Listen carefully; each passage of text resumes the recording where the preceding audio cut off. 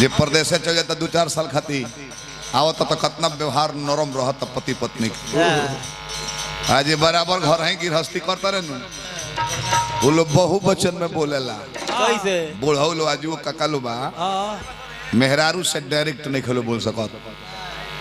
खाना ले आवा सन रे भी हता कि 10-12 को मेहरारू से कहत टेकोई के ले आवे को बाबे खाना ले आओ सन रे काकियो पहले के बोलता लोनु होई जा धइल बा खा लो लोगिन भी हता गांव भर के चलोले बड़ी भेजा बहु वचन में बोलल जाई खा लो लोगिन गलती ना नु लॉगिन कर जल्दी पहले के भाषा काका लोग होत रहे मरद मेहरारू में पहले पीटा पीटी दिली न हुई एक घड़ी तो नॉर्मल बा नॉर्मल बा एक घड़ी मारा मारी होता नहीं खे